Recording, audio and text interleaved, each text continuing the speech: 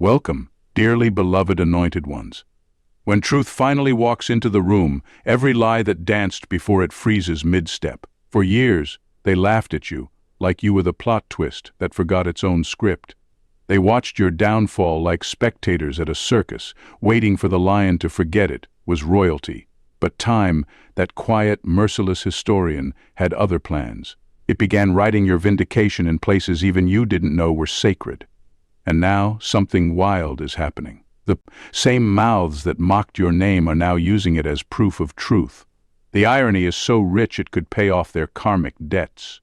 It's almost funny, isn't it? How they once treated your discernment like delusion, until reality started quoting you word for word. They called you dramatic when you spoke the unseen. But now the headlines, the conversations, even their own private fears are echoing your old words, like déjà vu on repeat. It's as if the universe whispered, "Let's see who was really paying attention," and turned your pain into public evidence. Psychologists say the human mind rejects truth when it comes from an unexpected vessel. That's why your revelation had to come wrapped in ridicule first, so only those with real eyes could recognize it. What they dismissed as coincidence was actually confirmation unfolding. You weren't crazy. You were just ahead of schedule, and that's why the tables have turned so dramatically.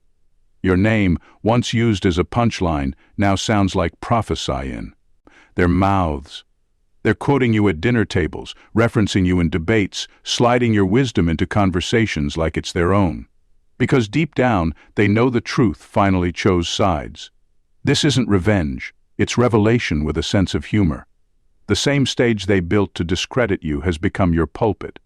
And the same gossip they used as weapons now works as your marketing. You didn't just flip the script, you rewrote the genre. Now, watch closely. Because when divine irony takes the mic, the applause doesn't come from the crowd. It comes from heaven itself. Number one, you became the living receipt of what they denied.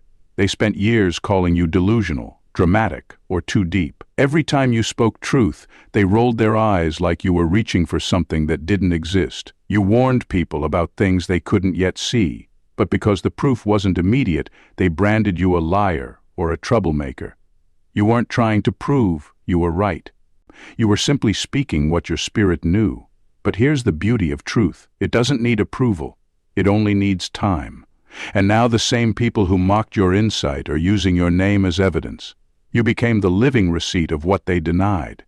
When the storms you warned about finally hit, they had nowhere to hide. The situations you predicted, the betrayals, the exposures, the crumbling masks started unfolding exactly the way you said they would. That's when the laughter stopped. Suddenly, your words weren't crazy talk anymore. They were reference points. The same ones who whispered behind your back are now whispering your name with reverence. They can't deny it. What you said came to pass, and that's what flipped everything. You didn't need a platform, a microphone, or a crowd to validate your vision. Your life became the proof. The universe moved in alignment with your words, confirming that you weren't lucky. You were chosen to see ahead of the curve. What they thought was arrogance was actually awareness. You weren't guessing. You were guided. You were walking in a frequency most people couldn't tune into because they were too distracted by noise, ego, and comfort. Now, when they tell stories, they reference your name. That's what your name was saying all along. You became the proof that discernment ages well, that what's ridiculed in one season becomes respected in the next. It's a full circle moment they didn't see coming. Their disbelief became your documentation. Every insult they threw at you turned into a timestamp that confirms the authenticity of your insight. That's what happens when divine truth moves through human resistance. It gets mocked first, misunderstood second, and honored last. You didn't force them to believe. Reality did that for you. And now your existence stands as quiet but undeniable evidence that when truth finally matures, it always points back to its original messenger. Number two, they tried to erase you but ended up highlighting you. They wanted to erase you so badly that they ended up engraving your name deeper into the timeline. Every lie they told, every rumor they spread, every smear campaign they launched, all of it was supposed to make people forget you ever existed. But instead, it built an unshakable trail of evidence. The more they tried to bury you, the more they exposed you. Their attempts to destroy your image became the reason people started investigating who you really were, and the truth, once hidden under layers of distortion, started shining brighter with every attempt to silence it. What they didn't understand is that defamation has an expiration date, but integrity doesn't. Lies fade when people start paying attention to patterns. And you, without even trying, became a pattern that couldn't be denied. Every person who repeated a false story about you unknowingly documented their own deception. Every fake accusation became a permanent record of who they were, not who you were. And when the smoke cleared, there you were, standing untouched by their narratives, glowing with the quiet strength that only endurance can produce. It's funny how things work out. They thought they were writing your ending, but they were actually drafting your legacy. Every time they tried to delete your name from the conversation, someone else brought it back up, not to mock you this time, but to question why you were treated so harshly in the first place. The same gossip they spread in. Hatred became breadcrumbs, leading straight to your vindication. They handed you immortality, while trying to hand you shame. Now when people look back, the truth is obvious. The ones who tried to destroy you look bitter, repetitive, and desperate. You, on the other hand, look unbothered, refined, and wiser for the experience. You didn't have to fight to clear your name. Time did it for you. Because time always exposes intention. And when the motives of others get revealed, the light naturally finds its way back to the one who stayed true. They built your monument without realizing it. Their lies were the bricks, their obsession, the cement. What was meant to erase you became the very structure that immortalized you. And now when people trace the story, your name isn't found in the dirt. It's engraved in the foundation. Number 3, you didn't defend yourself. You let reality testify. You didn't fight to prove your innocence or argue to convince anyone. You simply let life unfold. You understood that truth doesn't panic, it performs. While they were busy talking, you were busy transforming. They wanted a reaction, but you gave them results. They expected you to crumble under pressure, to lash out, to defend yourself like someone desperate to be believed. But you didn't need to defend what was real. You just let reality take its time to testify. And when it finally did, it spoke louder than any words ever could. They mistook your silence for weakness because they couldn't comprehend a peace that powerful. In their world, people scream when they're right and lie louder when they're wrong. But you chose to stay grounded, knowing that arguments only feed the illusion. You didn't chase rumors, you outlasted them. You didn't try to fix every story because deep down you knew the truth didn't need rescuing. It needed witnessing. You gave it that. You allowed time, not emotion, to do the explaining. And in doing so, you let the universe set up the perfect reveal. The moment reality started aligning with your truth, their confusion turned into quiet guilt. They remembered the things you said, the warnings, the boundaries, the calm refusals, and suddenly it all made sense. You didn't have to revisit old conversations. Life replayed them for you. People who once ignored your words now replayed them in their minds, realizing how every accusation against you collapsed under the weight of evidence. The very situations they used to discredit you ended up validating you. That's the divine irony of restraint. You gave them nothing to twist, nothing to feed on, nothing to use. You left space for truth to echo naturally. And when it finally did, it didn't just clear your name. It elevated your presence. It showed that you weren't surviving the chaos. You were mastering it. You weren't being quiet out of fear. You were being still out of strategy. And now those same people who thought your silence meant surrender finally understand. You weren't avoiding the fight. You were letting the facts do the fighting for you. Time became your witness and truth became your revenge. Number 4, you became the standard they secretly measure truth against. They used to dismiss your insight like it was noise, too bold, too unconventional, too uncomfortable. You spoke truths that didn't fit the script they were trained to follow, so they labeled you the outsider. But now, those same people secretly measure everything against what you said first. When someone new shares an idea, they compare it to your voice, your style, your lens. You became the reference point they pretend not to notice. You became the standard they can't publicly admit they use. It's a strange kind of justice, and not loud or dramatic, but quietly undeniable. They can't erase the blueprint you created. You were the one who said things before they were trending, who understood patterns before they were recognized. You were laughed at for seeing what was coming, but time caught up to. Your vision, now your perspective, is the ruler by which they test what's real and what's performative. Even when they don't credit you, they echo you. You can hear it in their tone, in their phrasing, in the way they now discover truths you laid down long ago. What they used to call arrogance, they now call awareness. What they mocked as too deep, they now call wisdom. They've realized your insight wasn't about being clever. It was about being connected. You weren't trying to be right. You were being real, and now they can't shake that. Your words linger in their heads when they speak. Your approach shapes their delivery. You've become their unspoken compass, the invisible bar they measure themselves against. The hierarchy flipped without you even trying. You stopped seeking validation and started walking in self-assurance. And that's when they realized they needed your language to stay relevant. You became the syllabus they secretly study from, the tone they attempt to mimic, the clarity they try to claim. You turned rejection into instruction without lifting a finger. Now when truth enters the room, it sounds like you. Your influence became so deeply woven into the atmosphere that they can't separate your essence from the enlightenment they chase. You didn't fight for recognition. You became the reference. And that's the kind of victory no title or acknowledgement can ever compete with. Number 5, your exile became their enlightenment. When they pushed you away, they thought they were cutting you off from influence. They assumed your silence would equal your disappearance, that isolation would break your spirit and erase your voice. But what they didn't realize is that separation was your initiation. The exile they designed to destroy you became the classroom where your wisdom matured. You weren't losing connection. You were gaining clarity. While they were busy performing for approval, you were deepening your understanding in secret. The space, they thought, would swallow you became the soil where you took root. In that quiet wilderness, you didn't just survive, you evolved.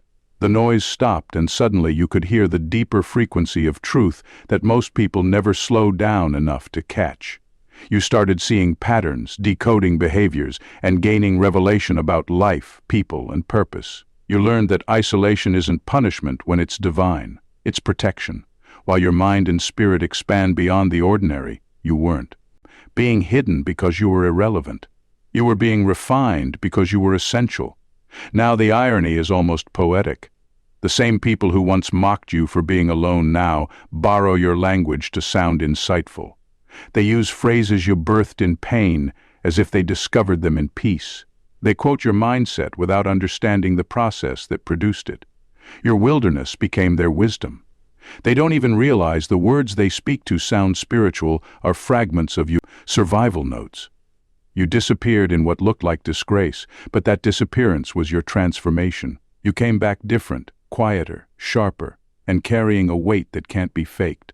Your experiences turned into codes of discernment, and your scars became scriptures that now guide others. The world sees the end result, but not the lonely evolution that built it. That's the beauty of divine exile. It never ends in emptiness. It ends in enlightenment. You were removed so you could remember who you are without interference. You were stripped of noise so you could hear God in stereo. And when you returned, they didn't just see a person. They encountered revelation walking. What they thought was your ending became the moment their understanding began. Number 6, they laughed at you until life quoted you word for word. They laughed like your warnings were fairy tales, like your intuition was paranoia. You were too intense, too suspicious, too spiritual. Every time you spoke truth that didn't fit their comfort zone, they smirked and dismissed you. But you never spoke from fear. You spoke from foresight. You weren't guessing. You were reading the spiritual weather while everyone else was busy pretending it was always sunny. And now, one by one, those same people are facing the exact situations they once mocked you for speaking about. Life has started quoting you word for word, and suddenly the laughter sounds hollow. There's a special kind of silence that fills the room when realization hits, when people start remembering the very things you said that they swore would never happen. You didn't chase validation or try to remind anyone of your warnings. You simply let time be your confirmation, and time, as always, told the truth. It revealed that your exaggerations were actually predictions, that your overreactions were revelations. You weren't trying to be right. You were trying to prepare them. But because they couldn't see what you saw, they mocked what they couldn't understand. Now, the irony writes itself. The people who called you crazy are living the consequences of the patterns you tried to expose. The same world that ridiculed your discernment is now repeating your phrases as if they came up with them. They're starting to speak your language, not because they studied it, but because experience has forced them to. You didn't seek revenge. Reality became your greatest advocate. The truth came full circle. And without you lifting a finger, every insult became a prophecy fulfilled. That's the thing about divine timing. It doesn't rush to defend you. It lets life do it naturally. What they used to laugh at, they now lean on. What they used to reject, they now repeat. You didn't change your message. You just outlasted the mockery. And that's when the real shift happened. Because once reality starts echoing your words, the conversation is no longer about who was right. It's about who was ready. Number 7, you became the mirror. They can't escape. Your growth forced people to face themselves, and that's what unsettled them most. You didn't change in a way that made you unrecognizable. You changed in a way that made them uncomfortable. Your transformation became a mirror reflecting back everything they tried to hide beneath pride, ego, and excuses. Every version of you they laughed at, mistreated, or underestimated has now evolved into living proof that they were never judging you. They were avoiding themselves. You became the mirror they can't escape because your light now exposes their shadows without you saying a single word. It's not that they hate you. They hate what your evolution makes them feel. Your progress dismantles their denial. When they see how far you've come, it confronts the stagnation they tried to justify. When they hear your name, they remember the moments they doubted you, the words they used to break you, and the chances they had to treat you better. Your name no longer represents a person. It represents proof. Proof that growth is possible, that grace is real, and that pretending not to see truth doesn't make it disappear. Every encounter with your energy now carries a quiet conviction. Some people can't even look you in the eye anymore, not because you're intimidating, but because you're accurate. Your peace reminds them of their chaos. Your self-control highlights their impulsiveness. Your healing makes their bitterness harder to justify. You became a walking audit of their integrity. And every time your presence enters the room, their unresolved guilt resurfaces. You don't have to say a word.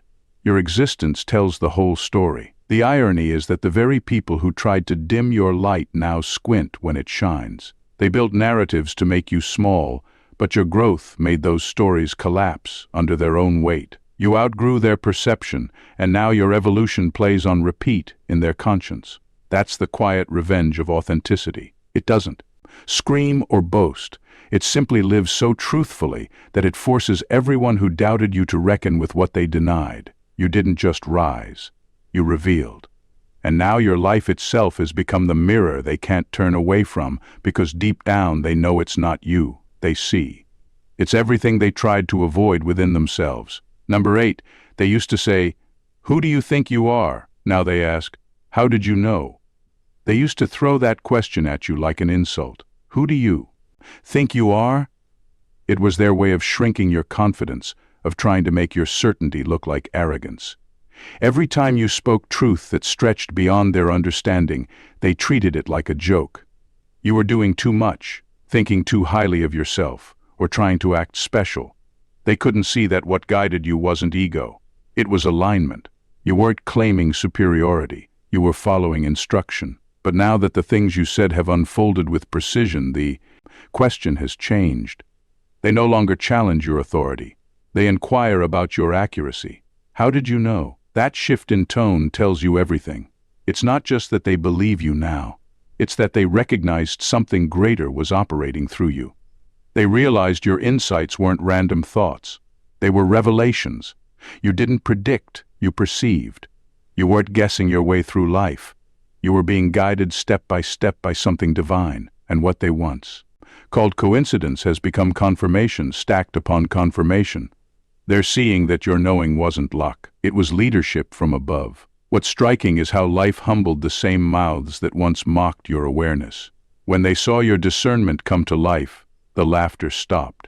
The events that played out proved your sensitivity wasn't weakness, it was wisdom. They realized that what looked like overthinking was actually spiritual foresight, that your hesitations were warnings, not fears. Now they're curious about your peace, your perspective, your process, the very things they used to ridicule.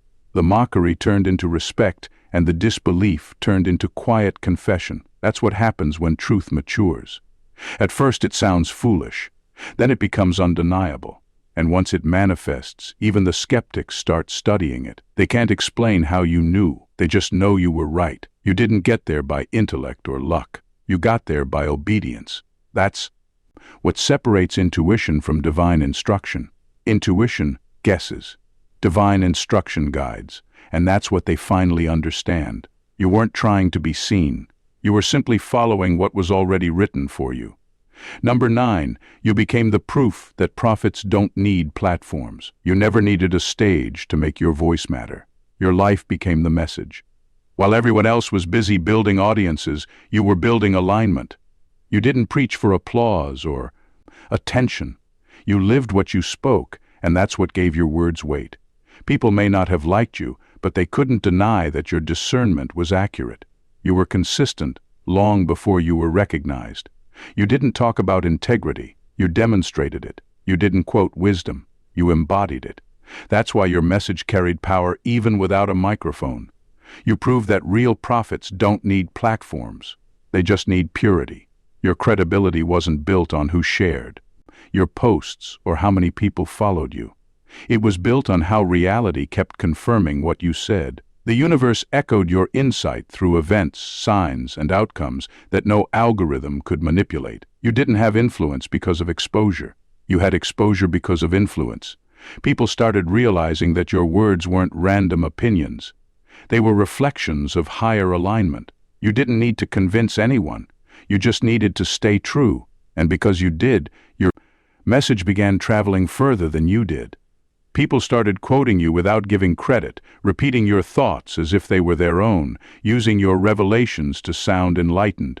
But even when they didn't mention your name, your essence was still there. That's the mark of divine authenticity. It transcends ownership. When something is sacred, it can't be contained. Your insight carried that kind of frequency. That's why it spread. That's why it stuck.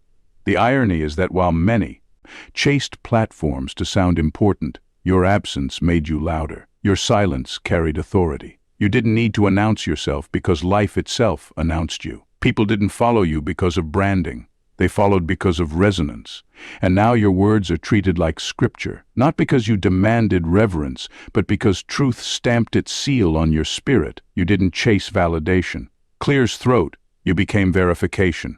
You proved that when someone is truly chosen, their impact doesn't depend on visibility. The message doesn't need a stage, it just needs a vessel. And you became that vessel, ordinary in appearance but carrying something unmistakably divine. Number 10. You shattered their illusion of power by surviving without their approval. They truly believed that if they controlled your image, they could control your outcome. They assumed your value depended on their validation, that if they tarnished your name, the world would forget you. They didn't realize that reputation and purpose don't answer to the same master. Reputation lives in people's mouths. Purpose lives in God's plan. So when you kept rising despite their sabotage, the illusion of their power started crumbling. You shattered it simply by surviving without their approval. They had built their whole identity around the belief that approval equals authority. That if they were the gatekeepers of opportunity, then they were the authors of destiny. But you exposed the flaw in that thinking. You thrived without their open doors. You prospered without their platforms. You grew in the dark, far from their recognition. And that's what broke their control. Because once someone learns to live without human permission, they become untouchable. You didn't just escape their grip. You rendered their influence irrelevant. Your resilience confused them. They watched you take hit after hit, expecting you to beg for acceptance. But instead, you turned pain into purpose. You weren't bitter. You were becoming. You didn't chase seats at their tables. You built altars instead. And when favor began showing up in places they never invited you to, they realized something they didn't want to face. You were never running on their system. You were powered by grace, not gossip. That's the moment the illusion of their power shattered completely. They saw that the titles, the cliques, the influence, none of it could create what you carry because divine favor can't be fabricated. It's earned through obedience, not popularity. They finally understood that applause doesn't grant authority. Assignment does. Now you've become living proof that real power isn't about being accepted. It's about being chosen. You exposed that the system they built thrives on fear and validation while you thrive on alignment and truth.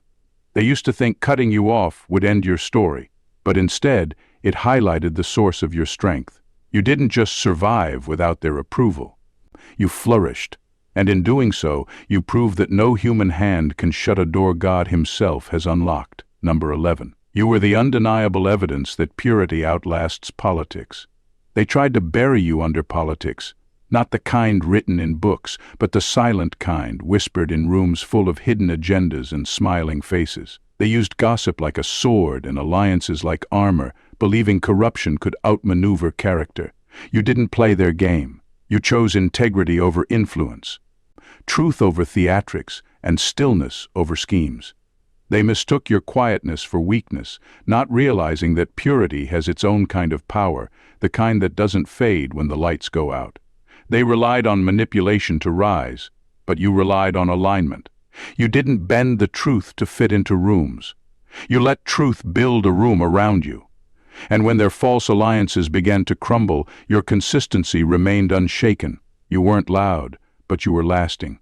You weren't performing. You were proving. While they obsessed over image, you preserved essence, and that's what made you dangerous. In the end, the politics collapsed under its own weight. The ones who once seemed untouchable got tangled in the very webs they spun. The masks fell. The stories unraveled. But you stood untouched. Not because life didn't test you, but because you refused to contaminate your soul to win. Clear's throat. You became the proof that real purity doesn't just survive corruption. Clear's throat, it exposes it. Your life turned into evidence that truth doesn't need strategy, it just needs to endure. Now even your silence carries authority. They speak your name with the kind of reverence that only comes after regret. Not because you won in their system, but because you outlasted it. You didn't gain power by pleasing people. You gained it by staying pure when it cost you everything. You walked away from tables that would have fed your ego but starved your spirit. And that's why God elevated you beyond their reach. You were never campaigning for recognition. You were cultivating righteousness. And when the curtains finally fell, everyone saw the difference between performance and purity. They had influence, but you had integrity. And in the end, influence fades, but integrity becomes legacy. You didn't just outlast the politics. You redefined what power really looks like. Number 12. They tried to make you a cautionary tale. You became a case study in resurrection. They paraded your pain like a warning sign. They wanted your story to scare people into obedience, to make your name synonymous with failure, rebellion, or divine punishment. You were supposed to be an example of what happens when you don't bow, when you don't play small, when you refuse to fit into the box they built for you. But life had a plot twist they didn't prepare for. You didn't stay down. You rose quietly at first, then boldly, until the same people who whispered about your downfall started taking notes from your resurrection. They said, "Don't end up like them." Now they're saying, "How did they do it?" Your suffering became a syllabus. Your journey, once mocked and misunderstood, is now studied like a survival manual for the spiritually awakened. You became the blueprint for those who fell and thought it was over. Because your comeback wasn't about revenge or validation. It was about revelation. Clear's throat, you showed that what they call an ending, God calls an edit. Your downfall forced you to unlearn dependence on applause and approval. It stripped you of illusions and left you with essence. And when you rebuilt, you didn't rebuild from ego. You rebuilt from enlightenment. That's why your rise looks different. It's not powered by pride. It's fueled by purpose. You didn't come back with bitterness. You came back with blueprint. Your wounds became wisdom. Your silence became a strategy. Your exile became evidence that death in any form is never final when your assignment isn't complete. Now the very same story they used to humiliate you is being retold as inspiration. Clear's throat, your name, once a warning, now carries weight, not because of what you survived, but because of how you transformed in the process. You became living proof that failure is only fatal to those who worship perception. They tried to bury you in shame, but resurrection rewrote the narrative. You didn't just recover, you reinvented the meaning of recovery. You turned humiliation into higher education.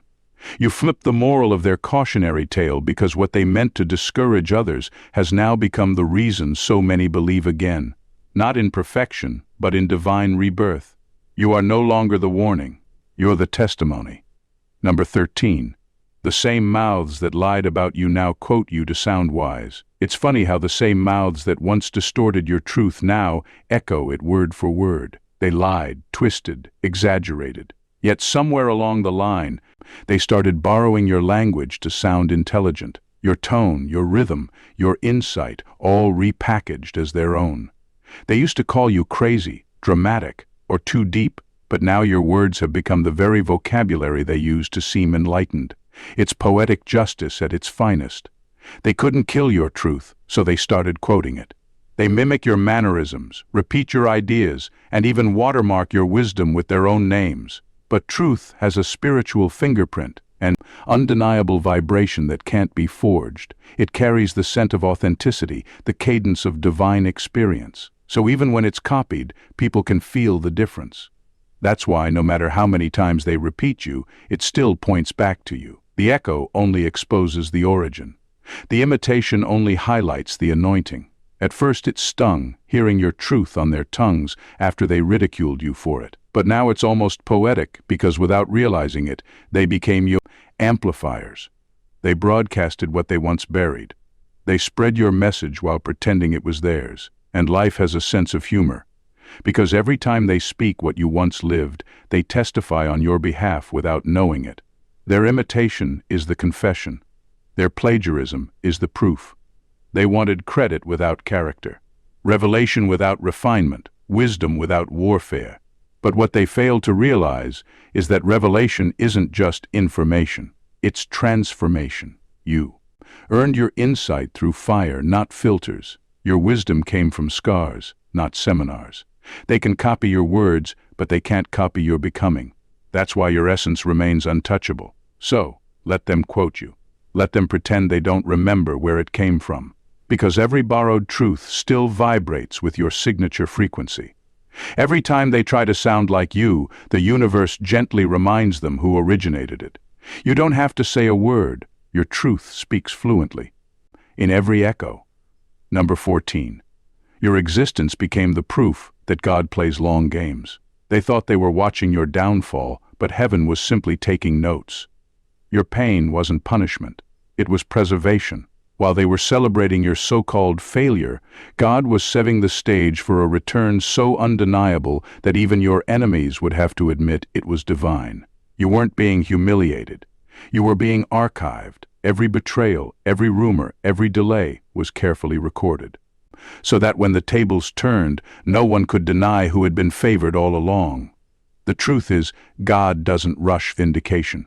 He lets lies run laps just to tire themselves out. He allows distortion to feel victorious for a season because real evidence needs time to mature. While they were busy spreading false narratives, heaven was writing your receipts. That's why when your breakthrough finally came, it wasn't random. It was referenced. Every tear, every loss, every moment of silence became part of your divine documentation. You didn't just reappear. You resurfaced as proof that God keeps meticulous records. They wanted your story to end in shame. But God was building a storyline so precise that even skeptics had to admit this was no coincidence. You became the living contradiction to their conclusions. They thought delay meant denial, but it was divine timing in disguise. Because when God plays long games, He doesn't just restore. He reverses perception. He turns the mockery into memory, the exile into evidence, and the test into testimony. Now your very name disrupts deception. Your story has become uncomfortable for those who once used it as gossip, because every time it's mentioned, it exposes their premature judgment. You became proof that truth doesn't expire. It just matures in silence, until it's undeniable.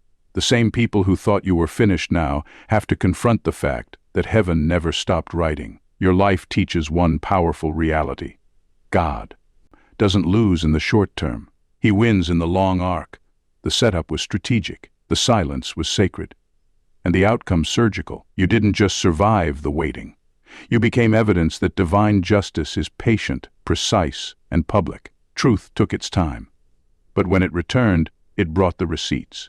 In the end, chosen ones, your story became the revelation everyone needed but didn't see coming. They tried to define you, confine you, and erase you. Yet, you became the very evidence that truth can't be buried, only planted. Every betrayal turned into a seed, every exile became a chapter, and every silence became a sermon. You weren't being punished. You were being positioned. You weren't losing. You were being documented by heaven for a moment only divine timing could unlock. You didn't just survive. You inverted the entire narrative. What was meant to disgrace you ended up glorifying the very essence of who you are.